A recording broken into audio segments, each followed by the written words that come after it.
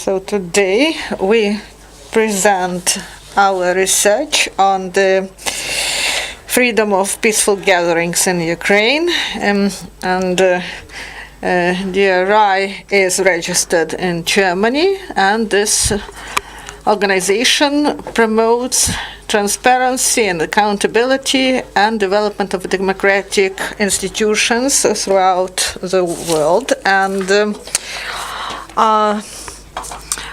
DRI, within the framework of the project Going Beyond Kiev, empowering regional actors of change to contribute to key political reforms, and we search for the model, how to develop it for the better regulation of peaceful assemblies. So political power changed, and also the model of peaceful gathering support also changes. And the number of interferences in peaceful gatherings now decreases. But before presenting the authors of today's discussion, I would like to thank government of Germany and Ernst Kraus-Masse, had the chief of the legal and consular section of the German embassy, and we give the floor to Ernst Kraus-Masse. Thank you very much, dear friends. Ukrainian is not as good as I want it to be. The subject of today's presentation, freedom of peaceful assembly in Ukraine, is one of the, I think, most important discussions we could have at this moment in time. The freedom of peaceful assembly is one of the fundamental freedoms we do need. It goes straight to the heart of democracy, and I think the revolution of dignity is a proof to which kind and importance the freedom of peaceful assembly could lead. We have seen in the time since 2014 that the right of peaceful assembly in Ukraine is all over the country guaranteed and generally respected by Ukrainian authorities. We have seen that even disputed manifestations from activists have been protected from police, and they provided a lot of support for those sometimes very conflicting manifestations. But, and that is also the case, we are worrying that we've seen a rise the recent months of right-wing activists disturbing peaceful assemblies, seeing activists using the right of peaceful assembly to disturb order and are not, as it should be, arrested by police or something else.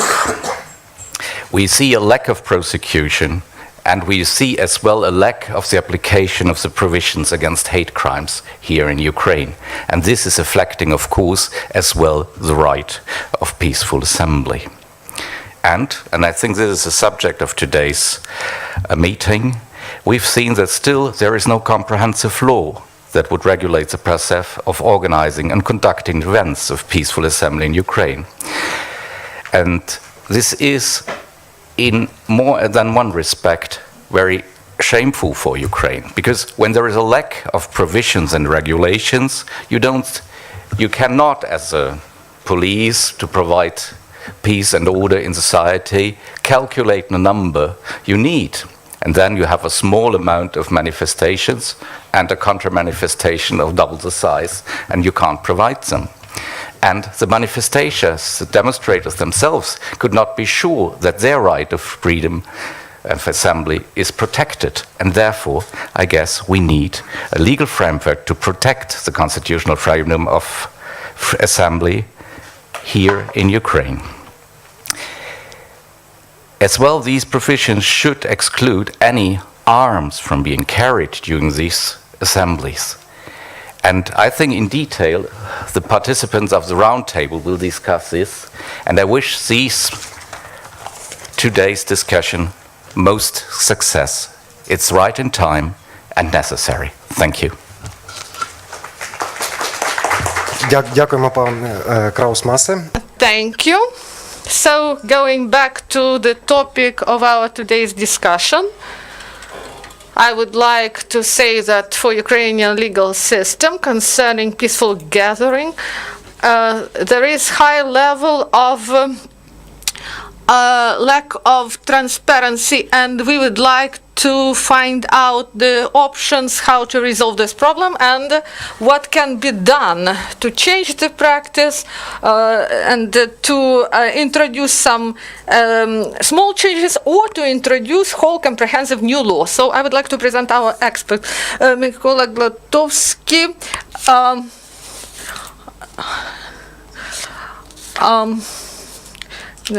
DRI specialist, I would like to ask you to moderate this discussion.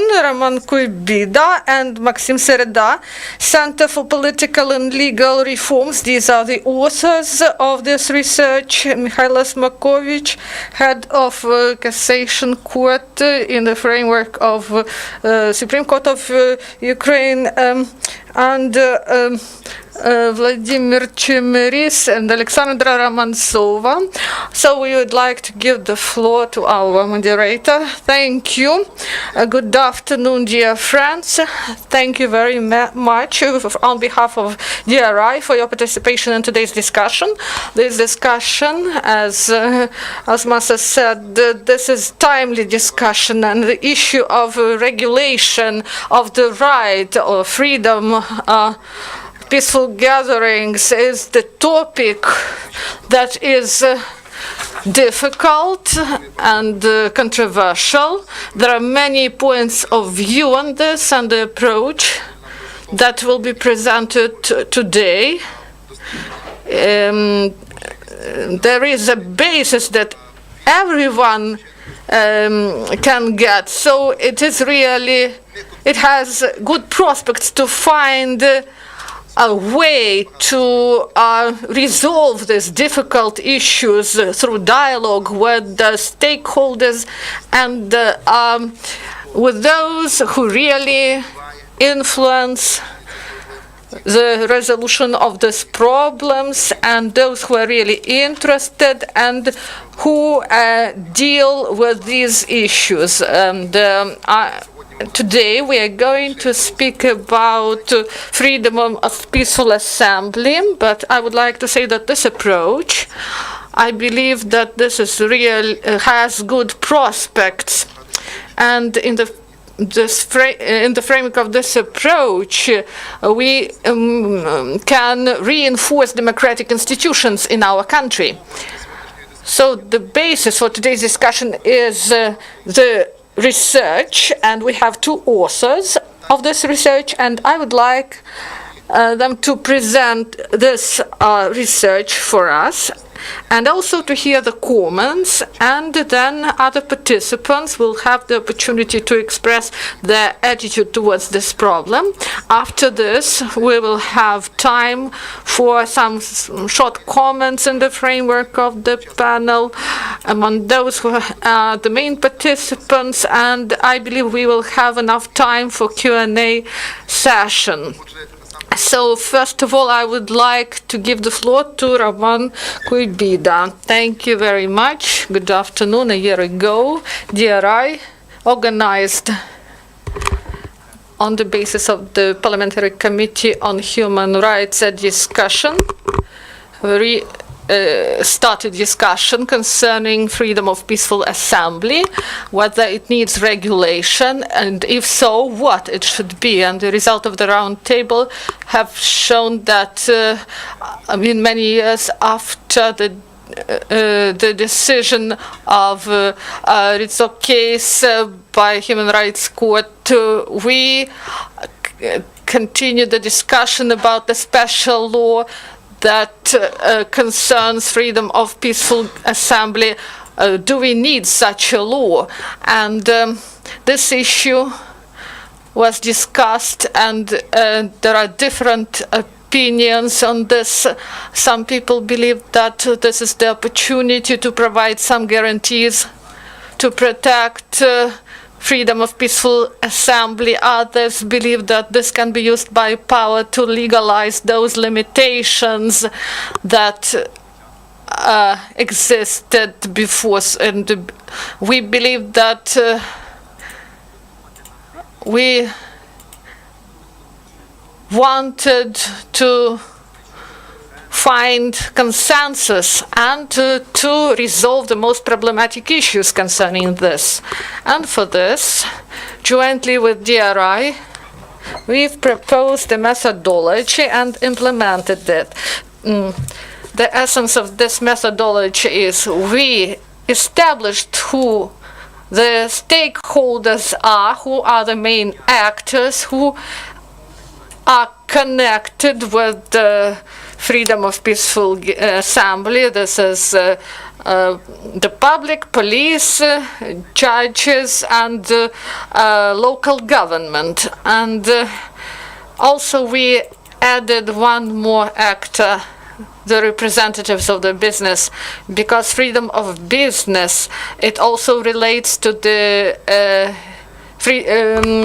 this is also connected to the business. So, and we created a matrix of interests to see the opinions, and we had 30 questions, and through the interviews with the representatives of these stakeholders, we created a matrix, and we've prepared a draft of the document, and we presented it in focus groups with participation of these stakeholders, and they participated separately, about 30 participants in the focus groups, and on the whole there were 5, including the group with the representatives of business.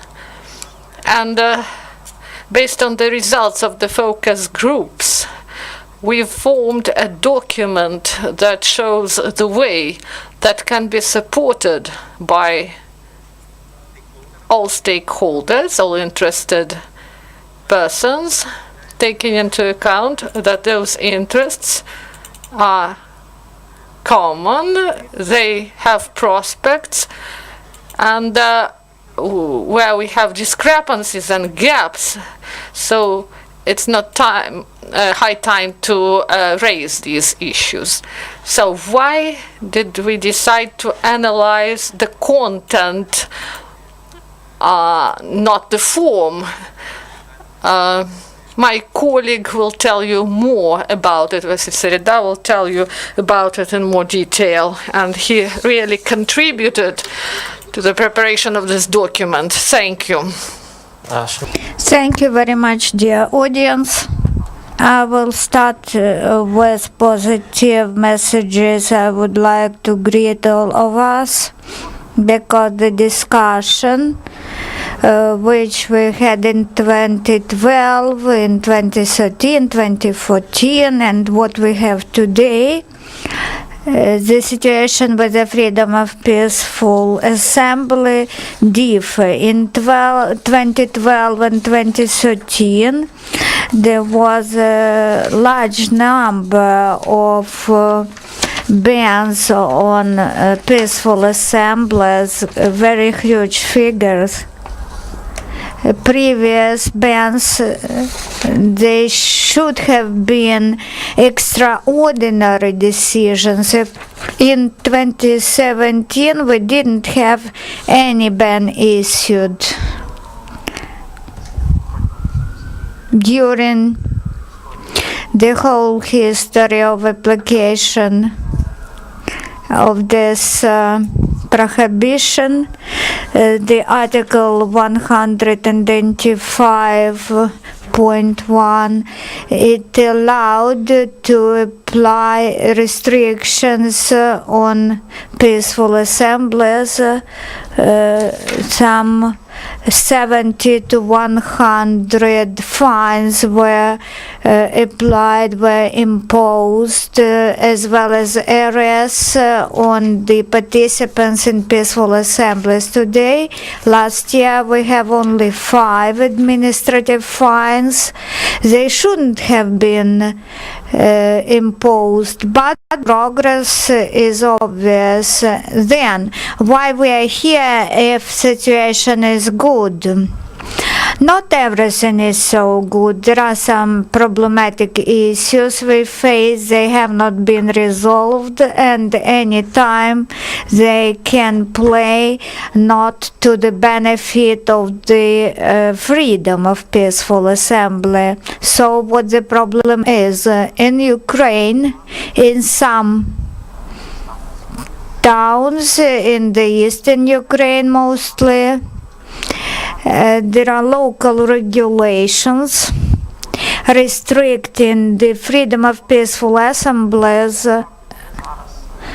Indeed, they are used very little, not frequently, but there is a danger they should be reanimated anytime. I suppose under this regime this would not happen, but when the regime changes, the situation in the domain of freedom of peaceful assembly can change, and when these regulations exist, they pose danger. And there are norms, some norms concerning the right on peaceful assembly. They are available on the national level, although they are not used. But if the regime changes, they could be used in future. The third issue about the persecutions, we have a big portion of vagueness in the legislation.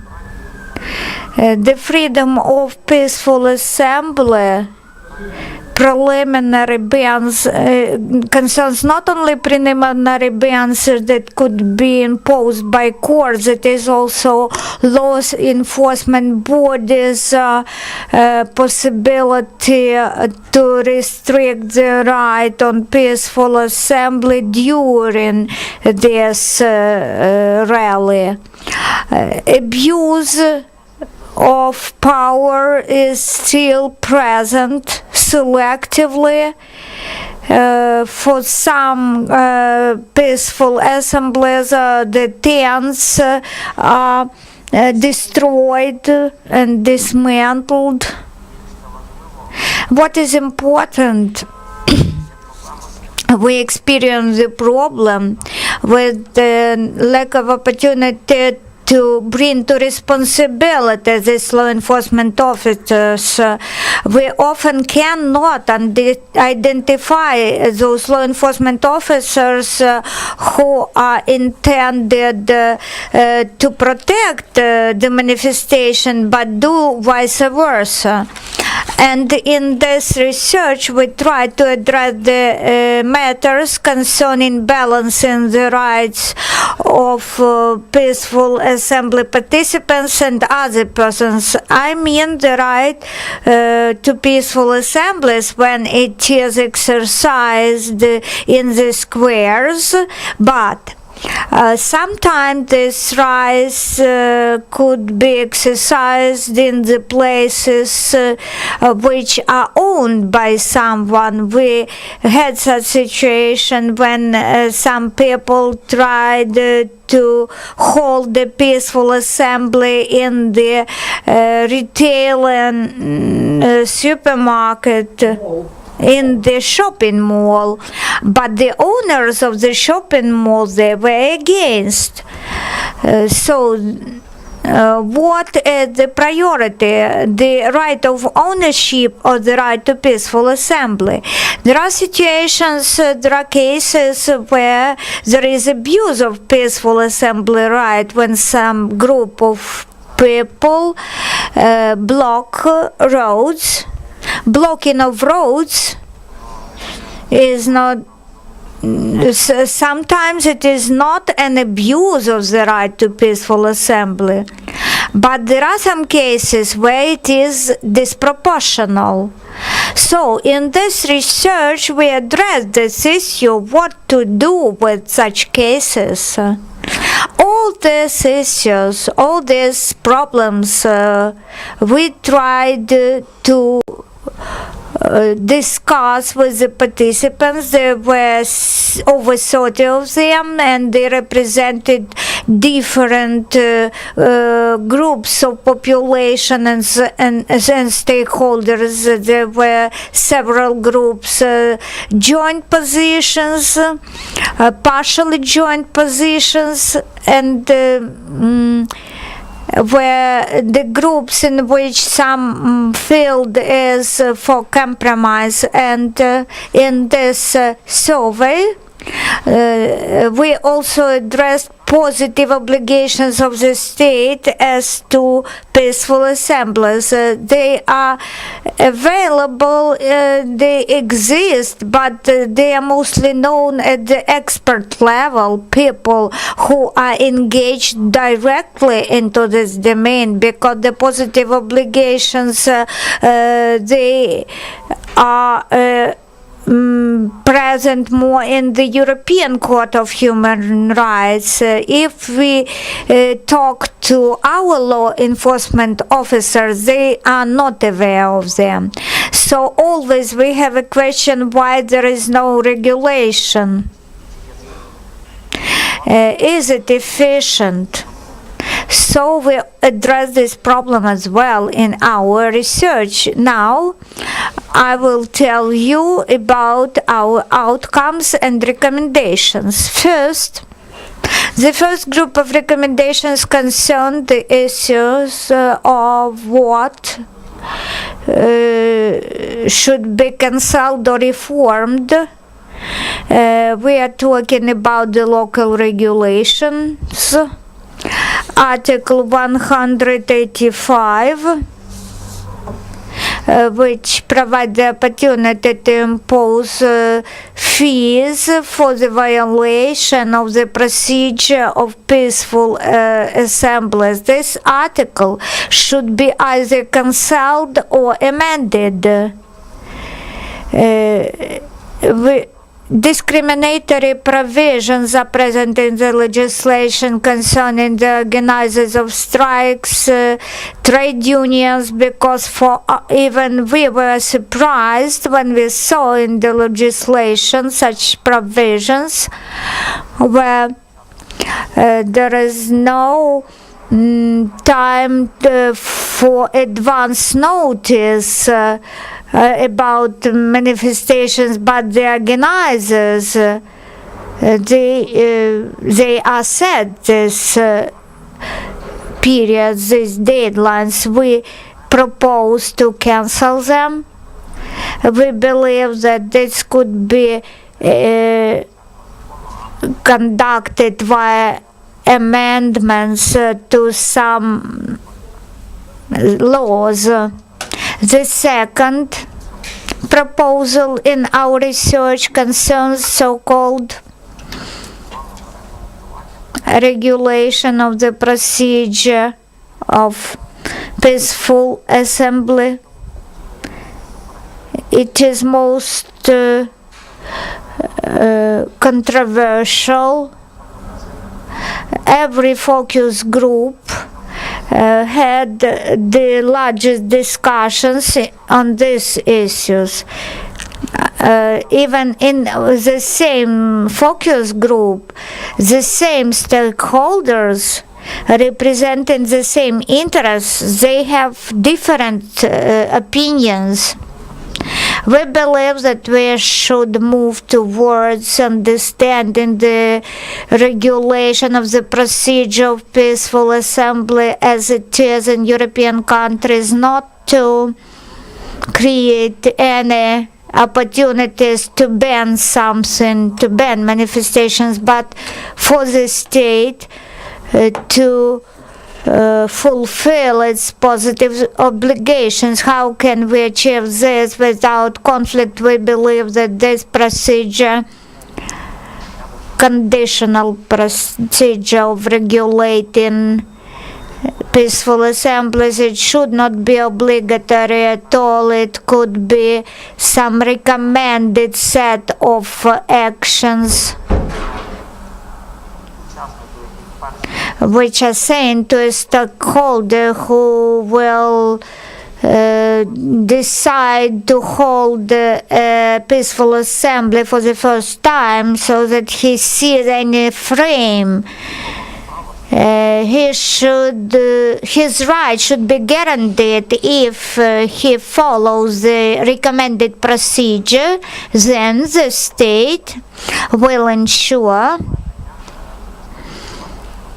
protection of this manifestation, this peaceful assembly.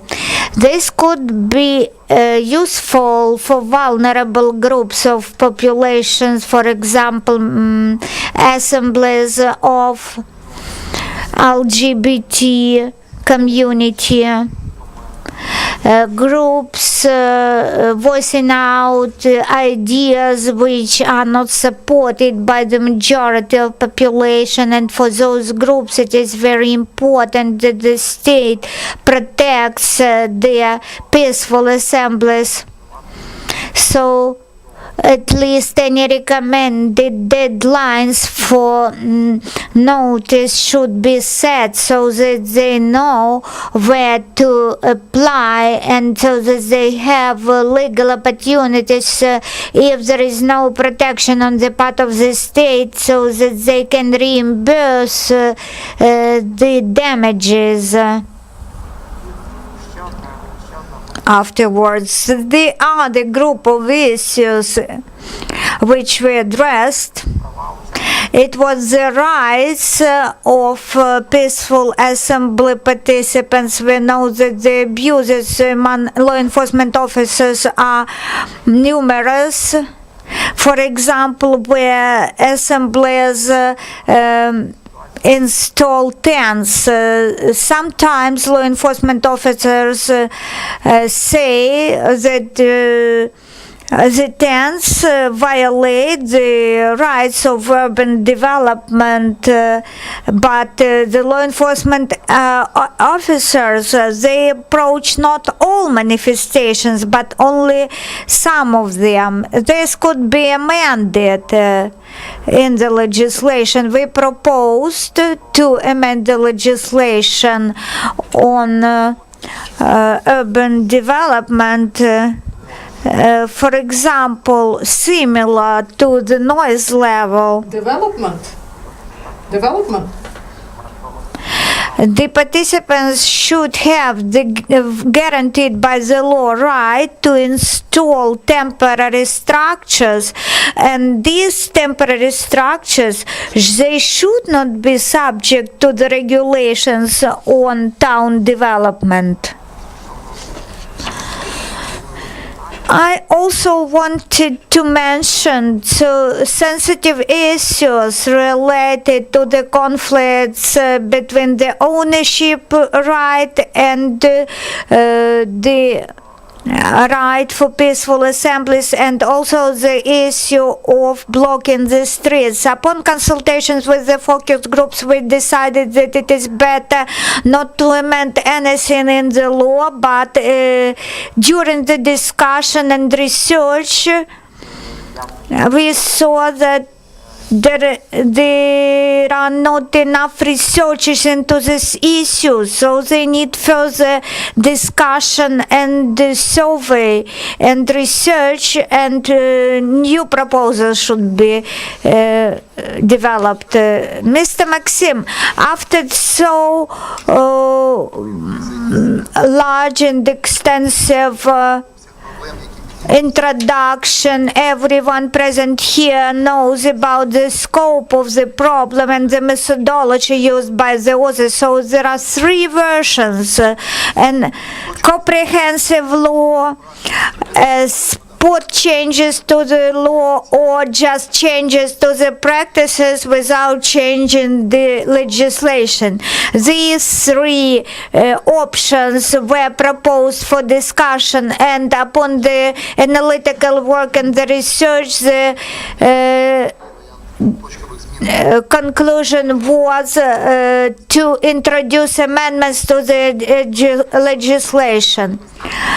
We see here the well-known representatives of the Ukrainian society working in this domain. How do you see this approaches, whether they are realistic, and what option is better in your opinion? It is obvious that the freedom of peaceful assemblies and to some extent is the cornerstone of Ukrainian democracy, so we should find the way out.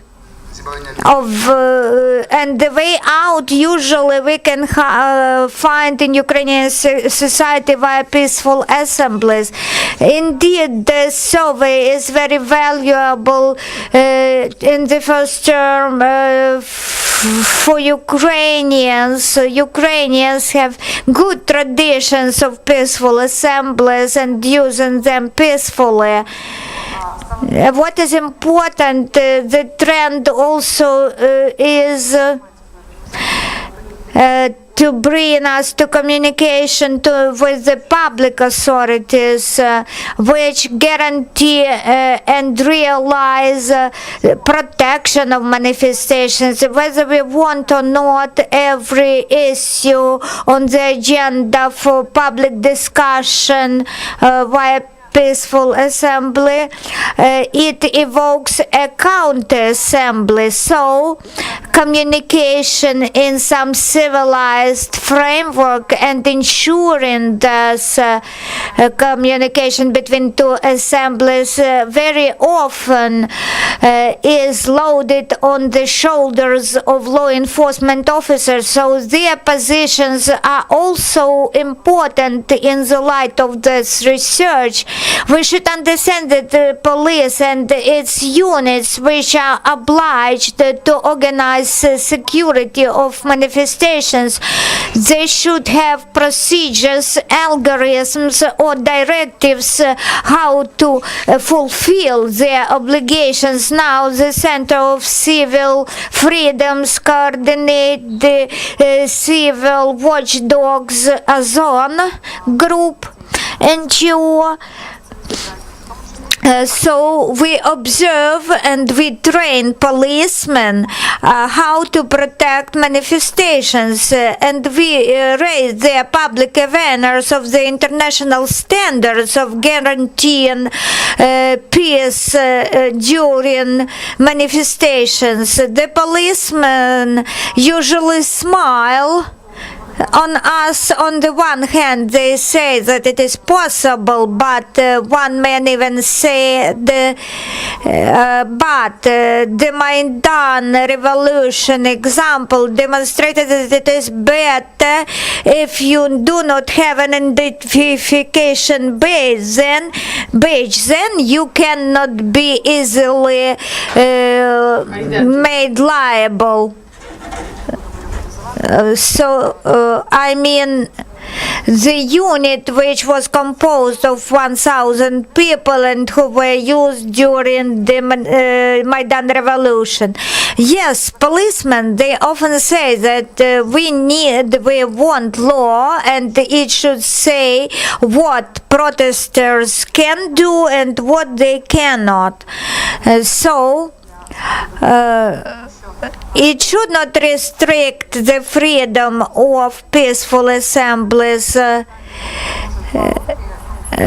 2 years, recent 2 years,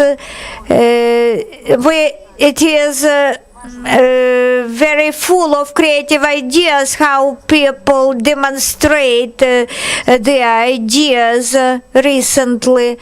We agreed to the conclusion that the amendments to the legislation and very scrutinized monitoring over the legislation implementation by the policemen, and also communication to all participants in the peaceful assemblies will help us to make manifestations more efficient and to prevent violations, which are very often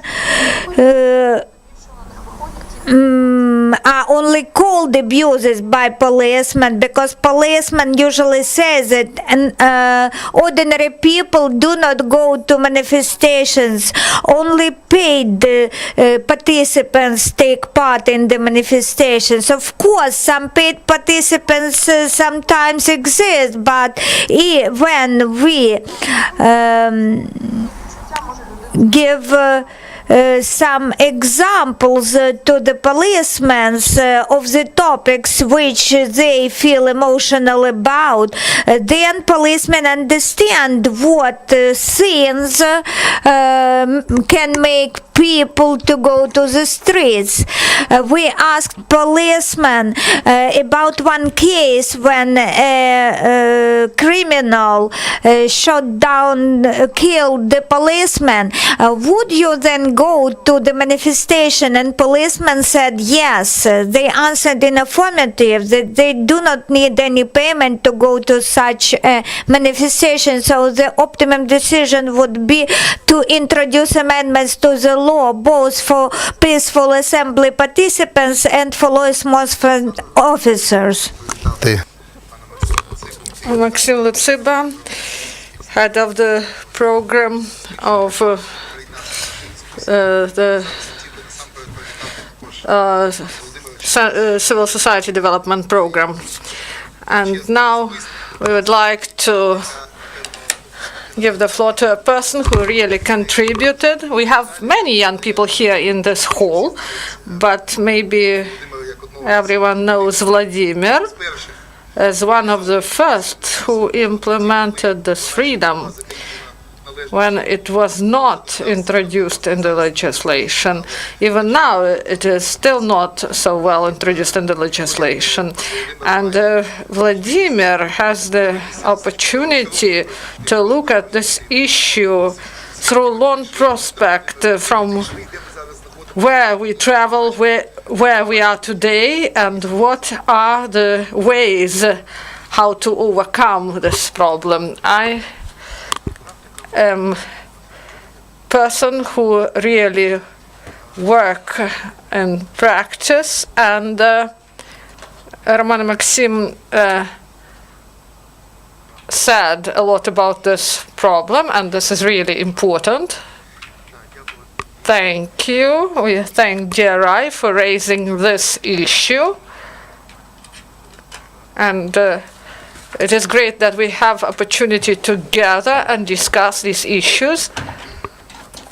And we had opposing views before, but here we think alike.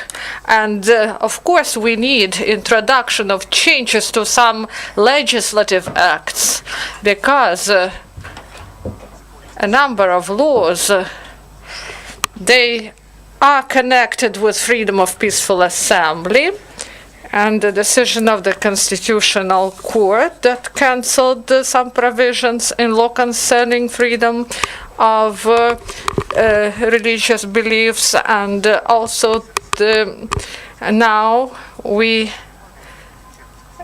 need to cancel cancel Article 185, and on the 8th of March there was a court hearing on this article, and thank God the court addressed the decision of the European Court, and despite the pressure from the right-wing activists, this case was resolved, and we need to cancel this article. So the center, civil society center, deals with these issues, but we have systemic problem. New police officers, they do not know about freedom of peaceful assembly. They do not know about human rights. There is no proper communication, and the representative, yes, I address to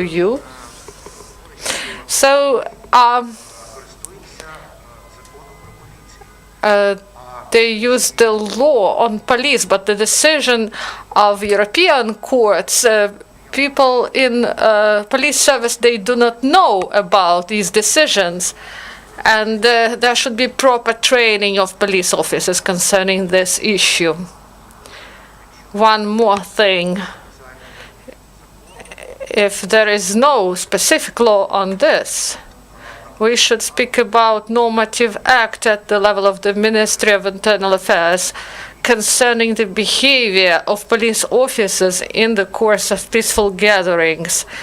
And the representatives of NGOs and police officers and the Internal Affairs Ministry, we elaborated such documents, methodological recommendations, and they were ready for being signed by the Minister of Internal Affairs, but then this minister was replaced and the Prosecutor General was the minister then, and all this work was in vain. But OSCE recently had a conference and they said that such normative acts, they are developed, but they are not registered in the Ministry of Justice because there is no proper law on this. But there is a decision of European Court that is the source of law in Ukraine, and if you look at these decisions of the European Court, and they can provide the answer to many issues concerning freedom of peaceful assembly in Ukraine. And the representative of Internal Affairs Ministry, he said that at his level he is ready, together with representatives of legal organizations, to develop such acts and then put it through the Ministry of Justice. And it is necessary to have such recommendations about broader prospects.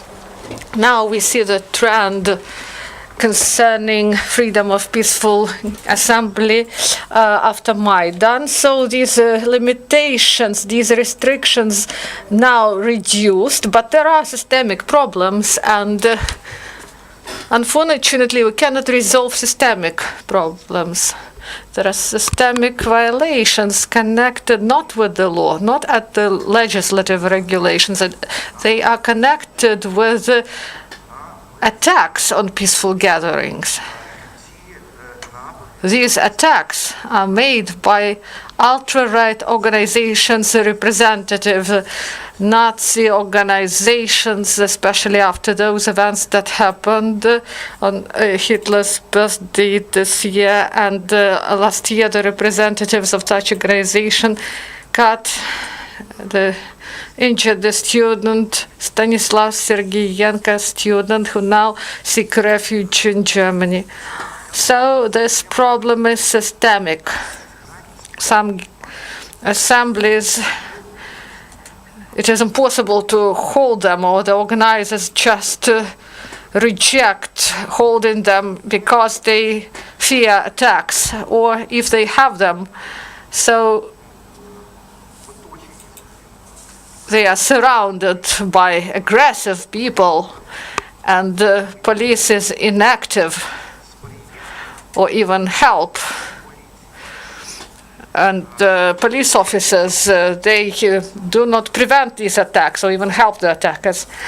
So we started to calculate, we get information from open sources from the internet, what happened starting 2018. This trend goes up. And this is a great threat. And here is the main problem connected with the peaceful assembly.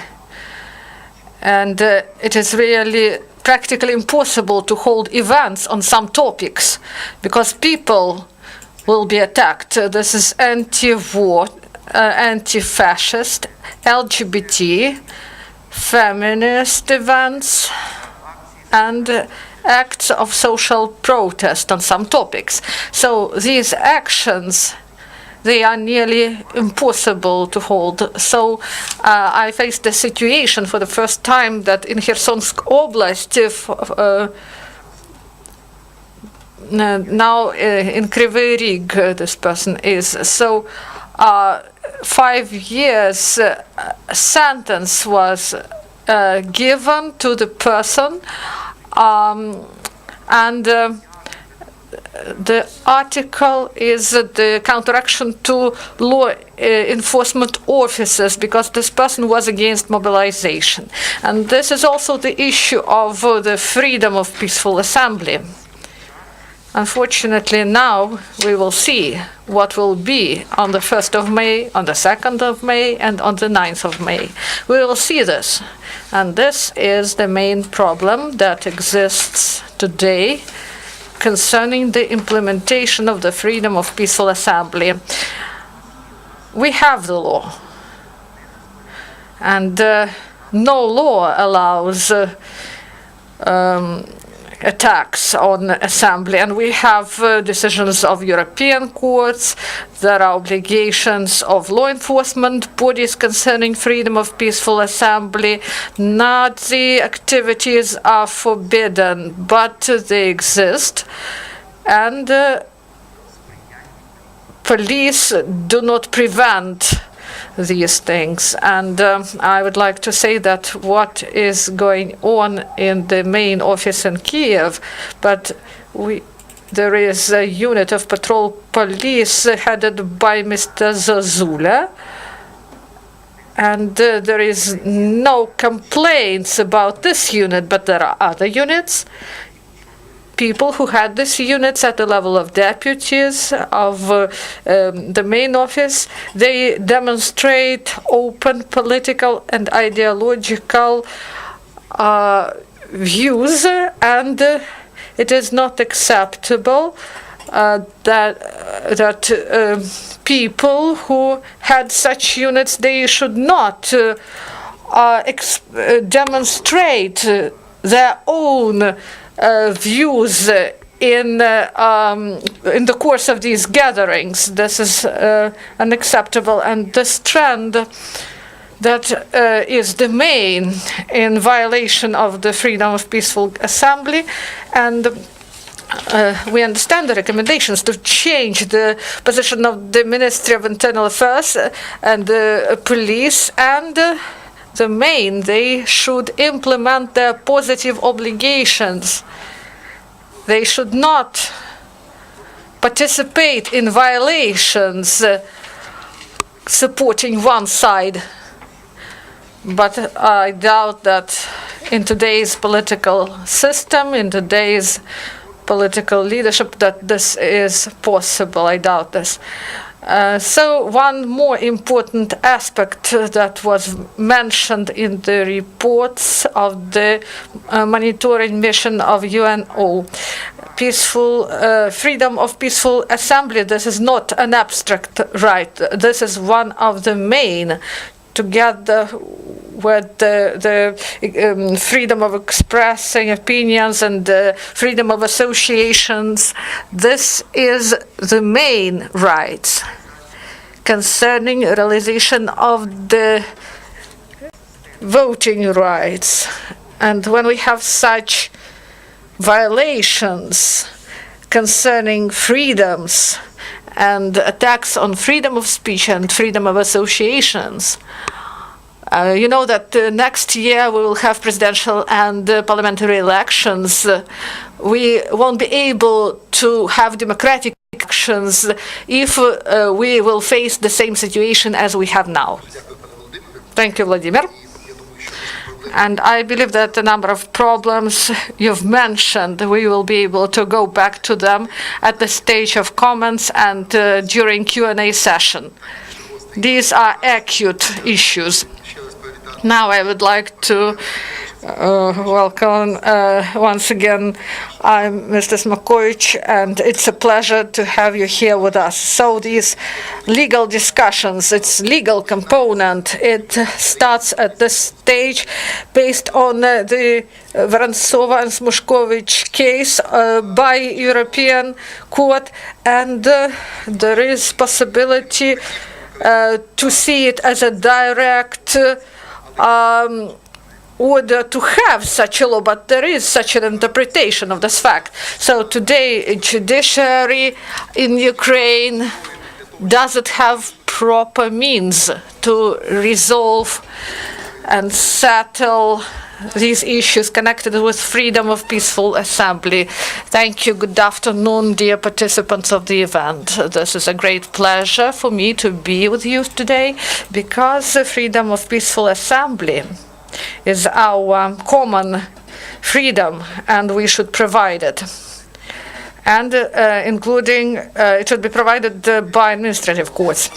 Starting 2015, when the systems of administrative court were created and the High Administrative Court did everything possible in order that this freedom be provided in Ukraine, because these courts, they were responsible with these issues and concerning freedom of peaceful assembly provision, and a lot of work has been carried out, and despite the fact that methodological help was provided by the court, High Administrative Court paid a lot of attention to the consideration of such cases. After the regime fell, the law on restoration of trust to judiciary was adopted, and administrative courts and administrative judges, they were put on the list of those who should have been checked whether they correspond the positions they held, and this is really sad for us. And when we speak today, whether we have proper means, proper instruments, we have constitutional reform, judiciary, court reform, and procedural codes are adopted. And for us, for judges, procedural aspects are important concerning consideration of cases. And we thank the parliament, Ukrainian parliament, that it really hears not only the judges but also legal experts. And in the new code, in the Code of Administrative Judiciary, in the new reading, there are provisions that regulate and remove discretion in the activity concerning consideration of these disputes of administrative courts. And for us, it is really pleasant that we have this, and this is positive. And there are time limits established for procedures, and officially they should put information on the sites, and they should put in the claim what grounds they have for banning some events, and the proportion of and implementation of this freedom should be provided by them, and the framework is established concerning participation in the case. And if they didn't appear, or they leave the court, or they do not participate, so this claim remains without consideration. One more important aspect, that the law establishes clearly the components of the court decision concerning freedom of peaceful assembly, and the court should clearly state, in case of ban, the proportion of this ban and the realization of freedom. So these are the components, the elements the court cannot reject, and I believe that this is good. And they clearly identified the order of consideration of those cases, the days for consideration, and time for consideration is limited in order to not to have delays and to implement this freedom. And taking this into account, the judges know that they can work on holidays, and also to consider those cases, to review them, and cassation can be provided, and at this stage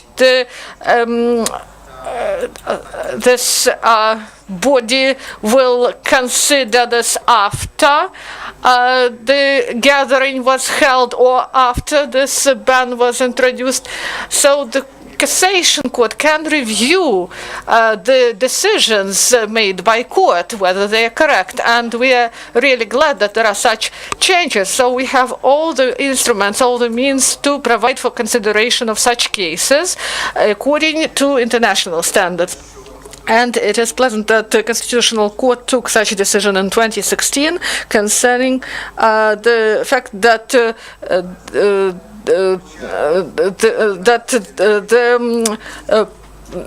provision was of 1966 was cancelled, and now it was used when they banned those peaceful assembly, but now they do not use this provision. And now and previously they believed that this regulation was and Vorontsov against Ukraine, Shmeshkovich against Ukraine. In these decisions, we understand that there can be such a law, but we believe that this law should be procedural one. And my colleagues and me, we participated in the working group concerning the law on the freedom of peaceful assembly, and we always have seen that the norms are introduced that are introduced, and our position is that this law, we do not need such a law if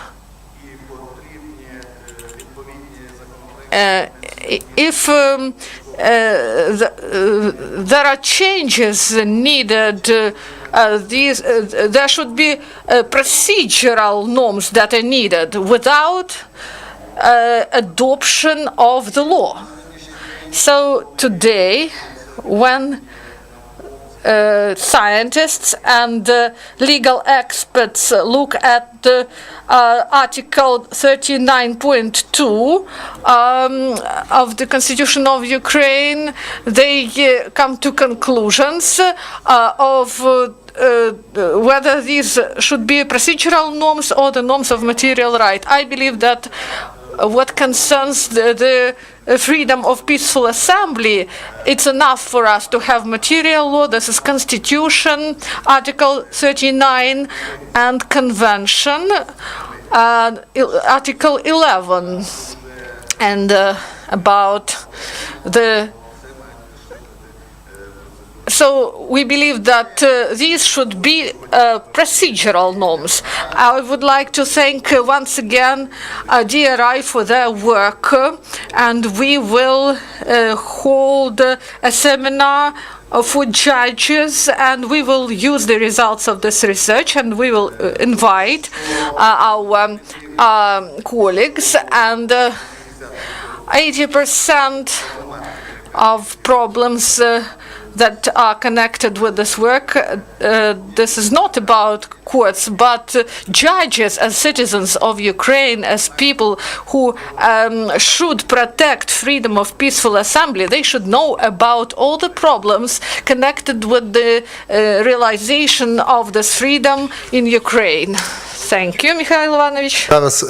Now, I would like to ask our another panelist, Maksym, Latsyba, at the first stages of the development of Ukrainian democracy, it seemed to the civil society that the major danger is provoked by the state, by law enforcement bodies during the revolution of dignity. The other problem started. There were some titushkas, some unknown groups of people who were interfering with people's right to freedom of peaceful assemblies. Now we are talking about the right-wing movements who interfere with the freedom of voicing out opinions. So now we are looking for more active role of the state. So all these different versions of danger which endanger the freedom of peaceful assembly, maybe we should not alone, maybe we should demand something else. Majority of the European countries say yes, we need a separate law on guarantees to the peaceful assemblies, which guarantee and provide procedures how every stakeholder, organizer, participant, law enforcement officers, state authorities, police should act during manifestations, and also procedures for courts of law, how they should try such cases. So if we have the law on the freedom of peaceful assemblies as it is in Germany, I would be absolutely satisfied. So after we are now in the center of the place where the revolution of dignity took place. Do you remember how many requests those times were filed by the European Commission and other international institutions? For these 4 years, nothing has been done to protect these peaceful assemblies. The only positive change is the mandate code of administrative justice and the new procedure of filing complaints as to the violations of the freedom for peaceful assemblies, and also the decision of the Constitutional Court that the court should not apply the USSR's decree. And Constitutional Court said, yes, Mr. Smakovich is right, and I agree with Mr. Smakovich. So everyone who works on the issue of freedom of peaceful assemblies, I would say this is our failure. We do not have a normal situation with this, and we start the election campaign for 2 years, and this would be again the intensification of tension in the society during this period. We can say, well, we do not need the law, this is a creative field, this is like performance in the theater. So then, in fact, all these subjects remain in the situation, well, it would be as it goes, as it will go. So there is no even statute, any code of patrol and police, so there are no regulations regulating how a policeman or a patrol should act in the event of manifestation. And also citizens' behavior is not regulated by any procedures as way. So there are risks. In fact, the procedure of filing appeals also became more complicated. Peaceful assemblies, they are called, convoked not only by good guys but also by bad guys. For example, some people who can call and convoke a meeting trying to create some coup in the country. So then we should be protected against such meetings. So we have Article 39 of the Constitution saying that the violation of the human rights. You remember the Kharkiv court's decision that there was an assembly near the Kharkiv administration building, and the Kharkiv administration, the Kharkiv City Council, they say that the meeting, the assembly violates the right of other citizens for it prevents them to have rest. And of course, I cannot conduct a meeting of Ku Klux Klan in some on some area owned by private persons. 28 cities of Ukraine have their own regulations on the procedure of peaceful assemblies. Sometimes the notice should be 30 days in advance to the city's councils.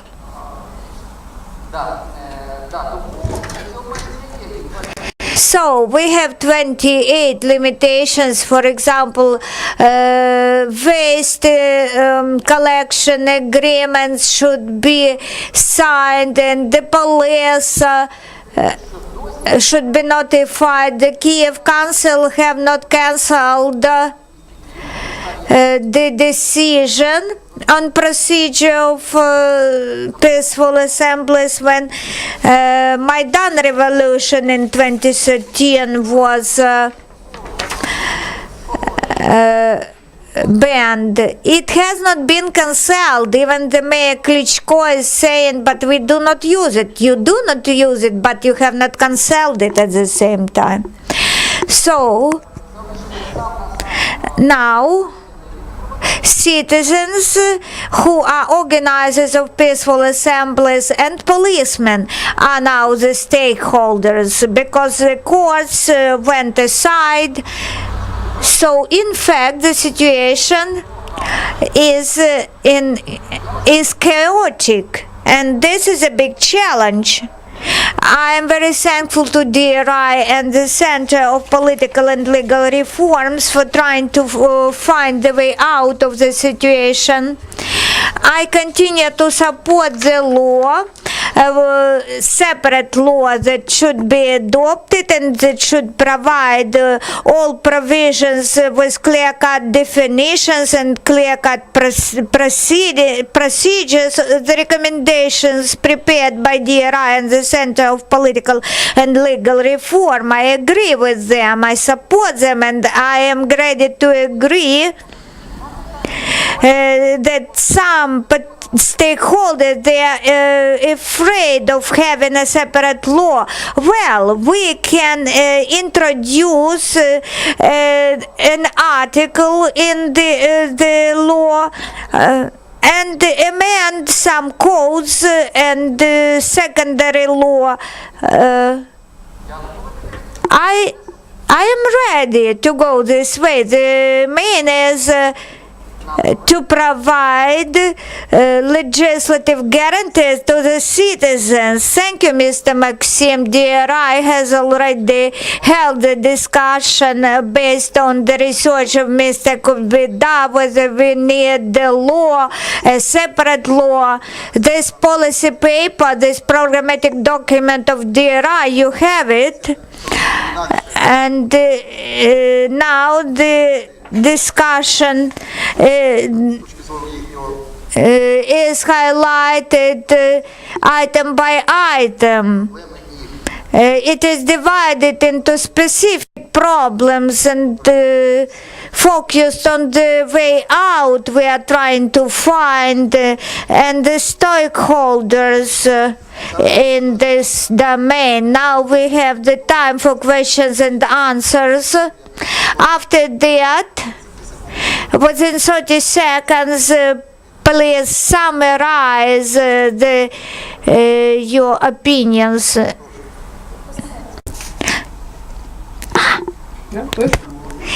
Пархоменко Volodymyr. Nobody said about the issue of paid manifestations. it seems that we tolerate them, but we see at the same time that when the organizers are professionals who fulfill the order of some people and hire participants for the assembly, and this is not safe. This means that there are some shadow money which are earned by violation of law, and the roots of political corruption are also here, and it is very close to trafficking in people, to human trafficking. I think we need the law, not provisions in other law. I have a question. Do I understand it right that you tolerate this issue, that it is hard to prove the corruption, but we succeed in this? So I have a question: what to do with paid up groups of manifestants? Пропоную зібрати So let's gather several questions and then we will provide answers. Please. Give the mic, please. Also introduce yourself, please. Sergei Kutsenko, head of NGO Travkachina. And I would like to ask whether you... thank you very much for your work. Did you study the persecution after or in the course of peaceful gathering? And about 50 cases we've mentioned, and there was official action registered in 2016 in Kachin Island, and Kiev administration should have supported it, but there was beatings of peaceful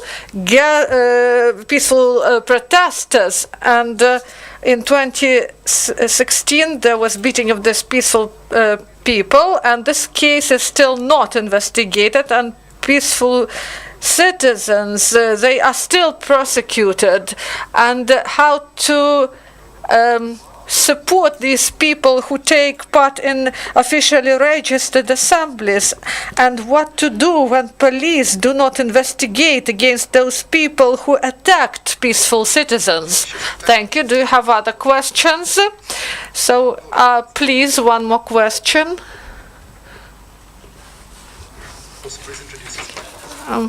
Consular, I work as Human Rights and Minorities Advisor for the European Union Advisor Mission. If I ask a question in English, will anyone understand it? I think everyone will understand, yes. So, a few points.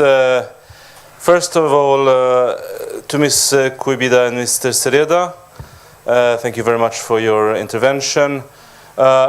We see often, I haven't read this present research that you're referring to, but often research in this field is a quite ideological product.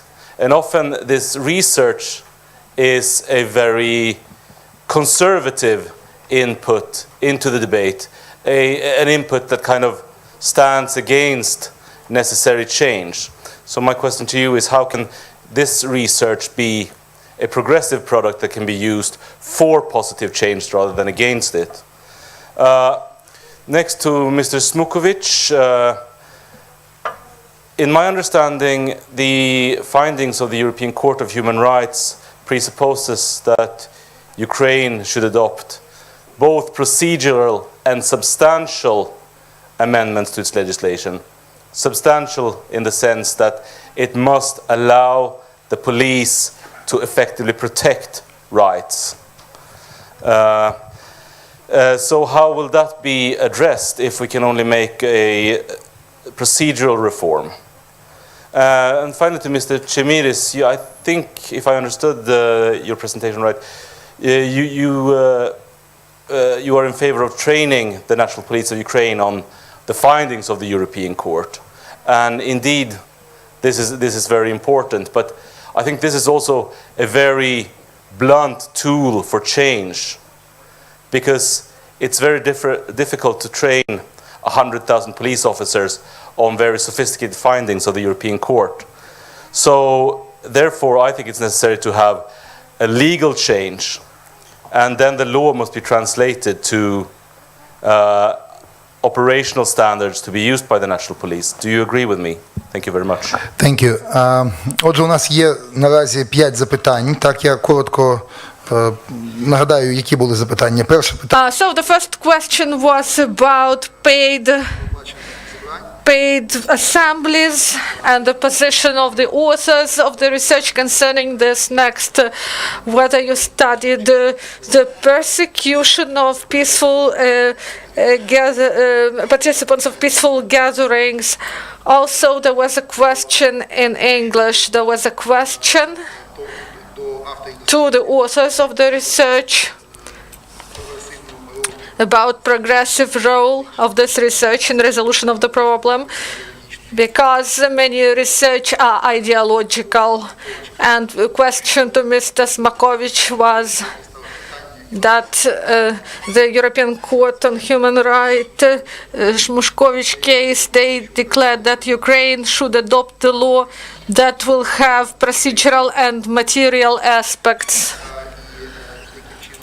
and how to resolve the issue concerning material regulation, and because this is lacking. And to Chemerys there was a question whether this issue can be resolved due to training of hundreds of police officers concerning those findings of the European Court. Thank you for your question. I will try to answer. The first question about the problems of paid assemblies. I would like to say that this issue was raised, and in each focus groups with all the experts, we raised this issue, and all the answers were reduced to one. Everyone agrees that paid assemblies, this is a negative phenomena that should be condemned. But even those people who in principle believed that there can be some responsibility for this, no person said how it can be done, that how can we fight against those paid gatherings. And because this can open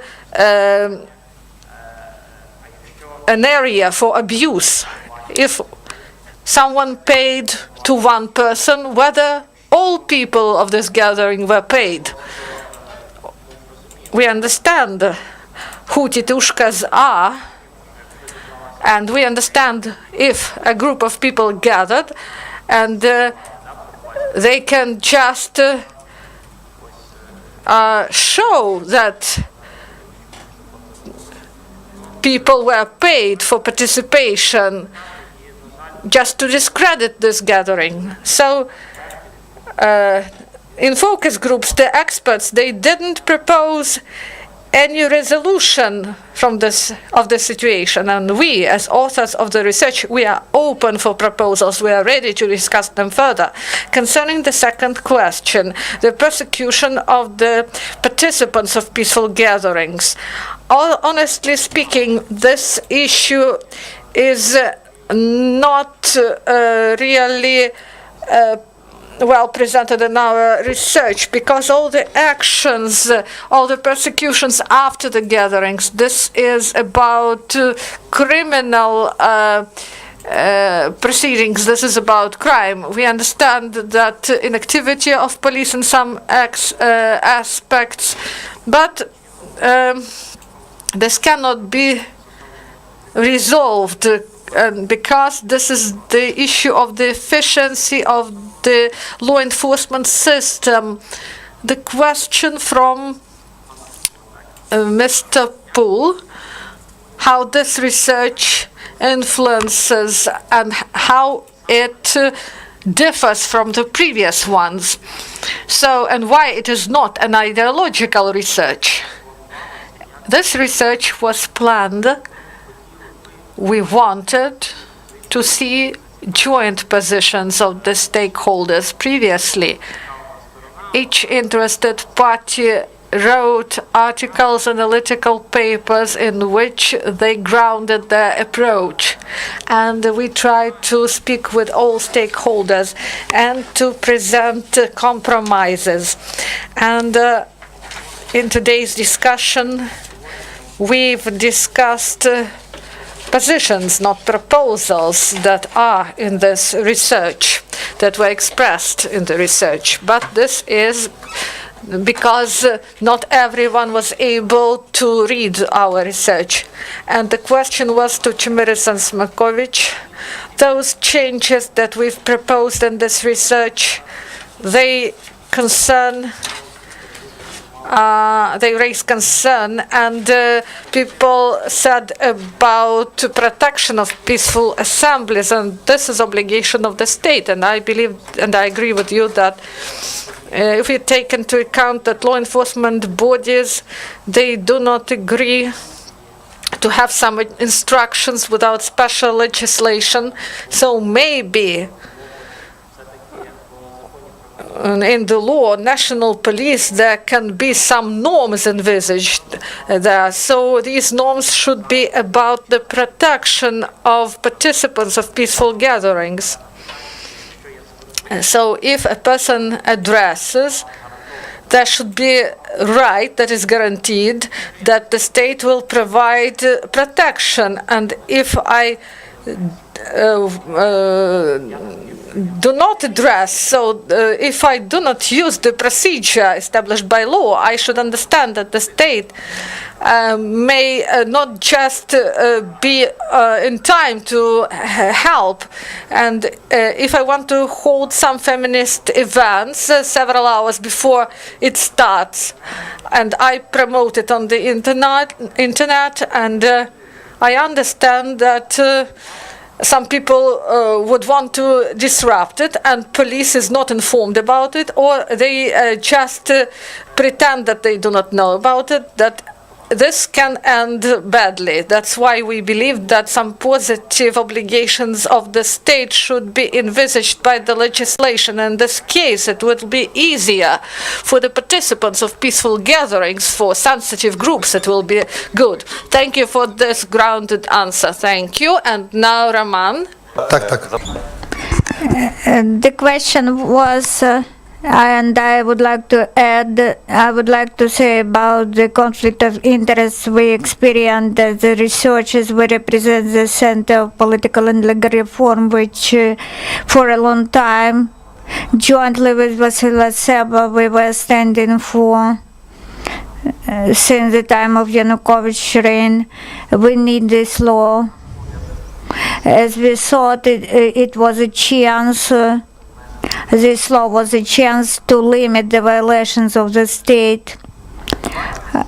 When we saw how many resources are put into opposition between different stakeholders, Volodymyr Chemerys was against this law, that it would be used to restrict, to legitimize the restrictions. So we saw that there is the opposition within the civil society. It is very bad because two different points of view on one issue. So we decided as a researchers in our research, we took the pragmatic approach, what we have in common between the stakeholders and where we can move forward. So the core of this research is in progress via consent. We can move forward there where we have consent, and there is consent in Mr. Chemerys and Maksym Kuibida on the items which are in our survey. The same concerns other panelists here. So our stakeholders support our ideas because here the ideas were collected by us from different stakeholder groups taking part in the focus groups. So we selected those items in which we can move forward. This provided us with maybe not such fast breakthrough if we continue to support the idea of a separate law, but we saw that it would not move forward. This idea taking into account many opponents of the separate law adoption, and few words about paid rallies. This is like paid journalism, like jeans. We should reveal this phenomenon and we should not tolerate it, but in legal terms we thought about this phenomenon and we asked the professionals about there are no legal mechanisms to prevent this and to cope with this. Thank you. Criminal responsibility, thank you to Mr. Volodymyr, and I am for criminal liability for bribing the participants of peaceful assemblies. I think that the criminal code should be amended and we should introduce criminal liability, even some big sentences for bribing, because this is the same sin as bribing voters. Here I know that there is already a draft law. It should have been submitted, I think, to the Verkhovna Rada, and it is correct. Просто for bribery, for bribing. Those who organizers of the crime, the organizers of the rallies, they make people, they persuade people to take part in the meetings, in the rallies with money. So we should proceed. And one more, Mr. Parkhomenko, represented the Association of Cities, asked us, let us jointly with the Association of Cities take a strong stand. We know Ternopil, Kharkiv, Poltava, Rivne, where city councils approved the regulations violating Article 39 of the Constitution, limiting the times and venues of peaceful assemblies, or they apply such restrictions as signed agreements. Let us either train those councils on this right of peaceful assembly, or call on them to respect the international laws of peaceful assemblies. We are like gardeners. We should nurture our garden of democracy and self-governance and explain to Mr. Kernes and other mayors that the Constitution is saying that it is only the law which can restrict the freedom of peaceful assemblies. You will have the time to communicate of records as to the new initiatives. Mr. Oleksandra, I would comment only on two issues. The first is on paid up rallies. And what about the reimbursement of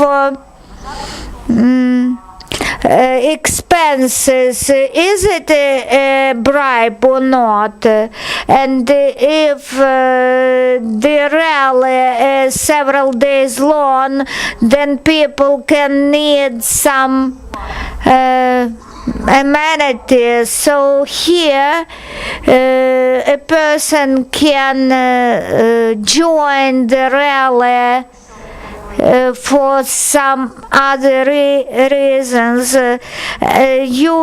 Your example is not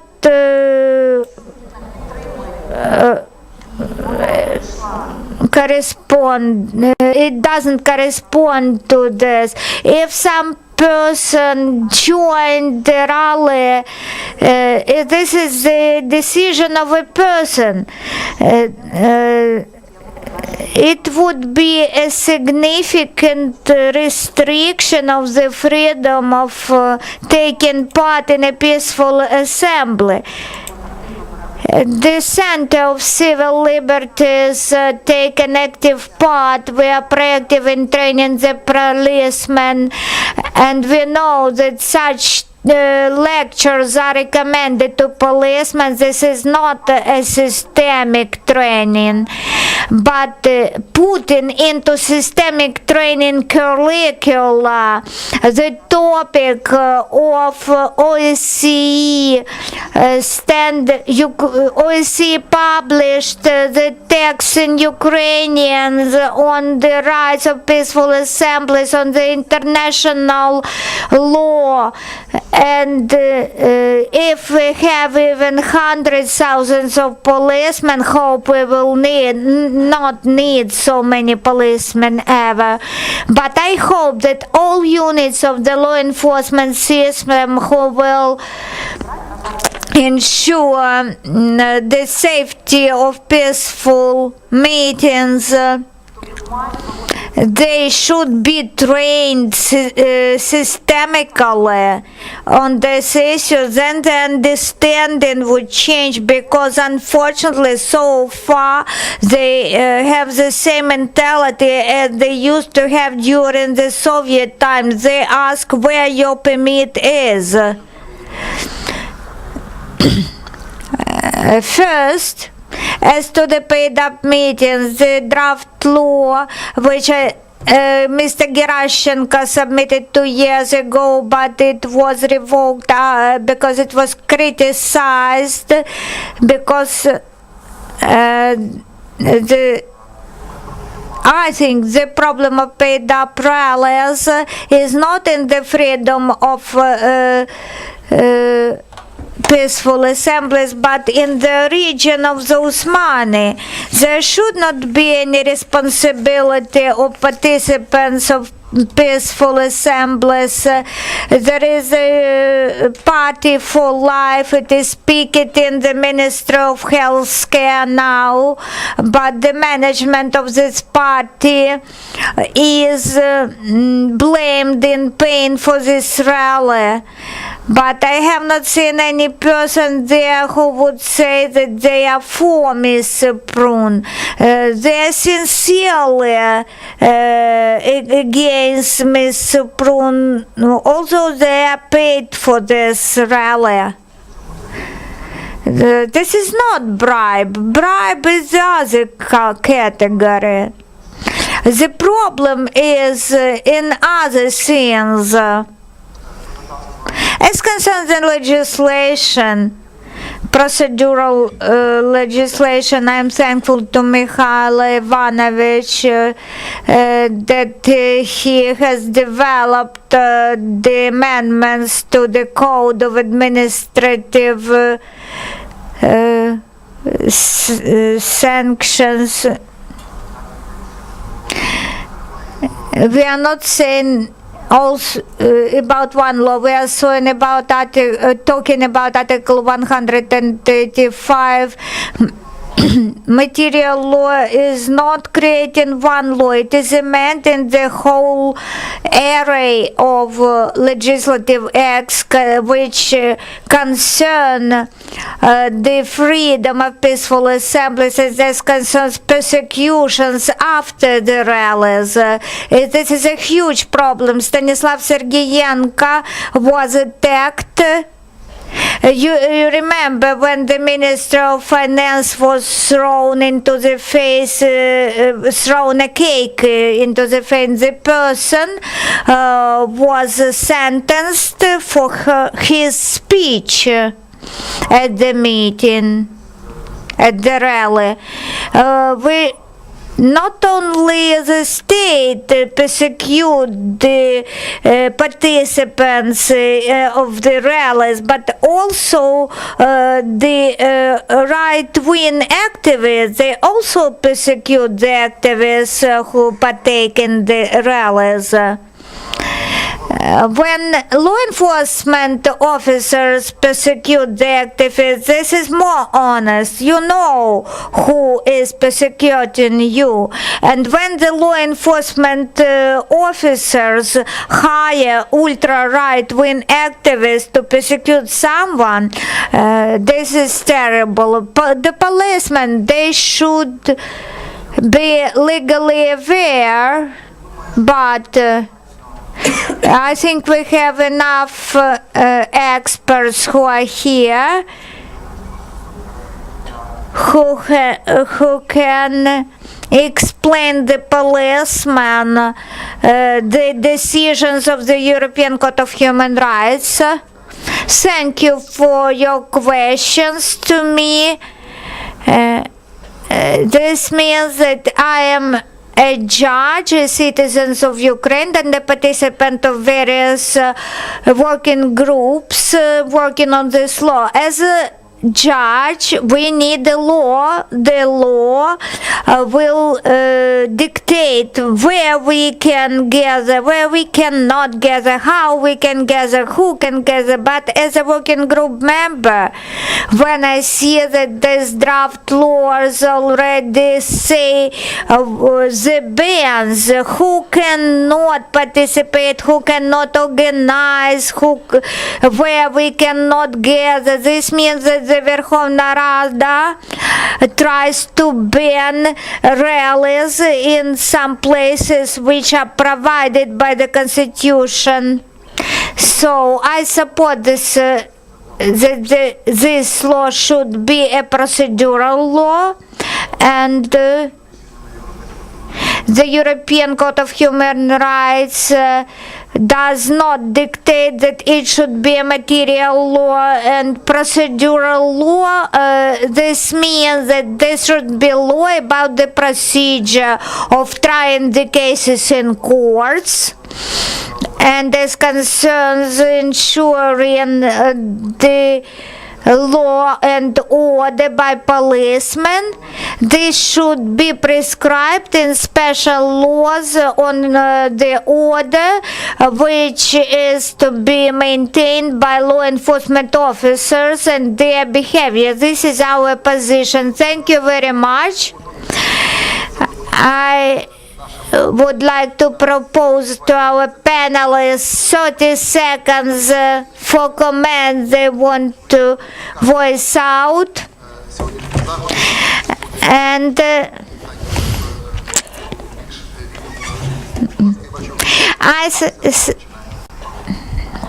Maksym, Sereda, thank you.